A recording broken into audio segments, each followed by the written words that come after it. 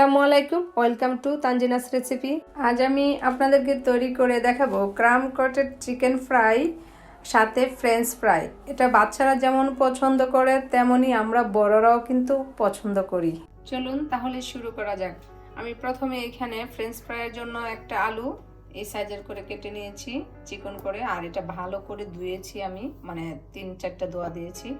তো আমি এখন এটাকে হাফ অ্যান আওয়ারের জন্য ঠান্ডা পানি দিয়ে আর কিছু বরফ দিয়ে ভিজিয়ে রেখে দেব, আর সাথে দিয়ে দিচ্ছি লবণ।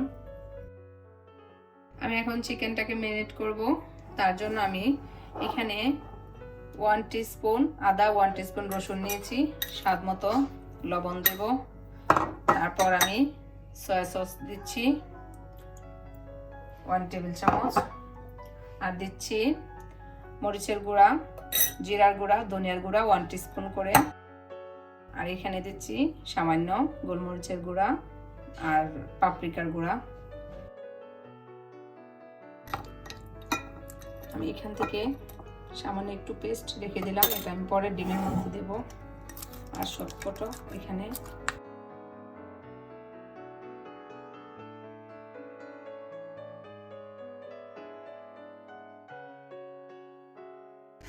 আমার চিকেনটা মাখানো হয়েছে। আমি এখন এটা 10 মিনিটের জন্য রেখে দেব।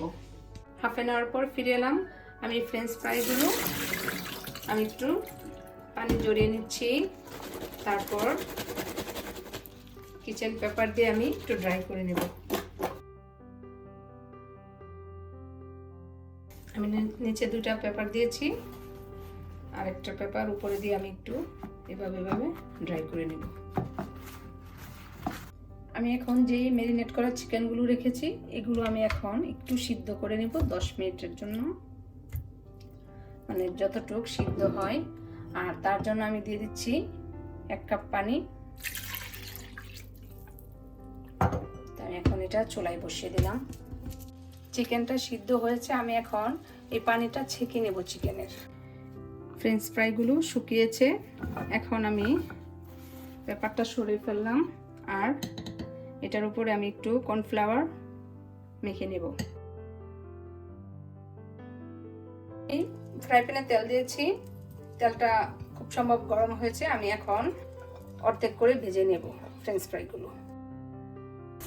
এগুলো ডিপ ফ্রাই করতে হয়। ফ্রেঞ্চ ফ্রাইগুলো প্রায় ভাজা হয়েছে, এখন আমি এগুলো উঠিয়ে নেব। এখন আমি যে চিকেনগুলো সিদ্ধ করে রেখেছি এগুলো এখন আমি এই ডিমে ভরিয়ে তারপরে ব্রেড ক্রাম্বস লাগিয়ে তারপর আমি এগুলো ফ্রাই করব। তার জন্য আমি এই ডিমের সাথে যে 1 চামচ মশলা রেখেছি ওই যে সেটা আমি এখন দিয়ে দিচ্ছি।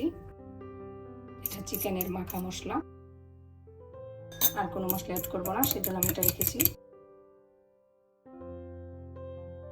তারপর আমি এখানে 2 টেবিল চামচ ময়দা নিয়েছি, আর 1 টেবিল চামচ কর্নফ্লাওয়ার নিয়েছি, এটা আমি একসাথে মিক্সড করে নেব।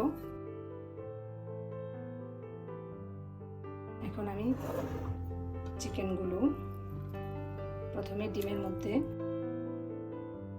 লাগাবো, তারপর কর্নফ্লাওয়ার লাগিয়ে তারপর আবার ডিমে গড়িয়ে তারপর আমি ব্রেড ক্রাম্বসে লাগিয়ে নেব।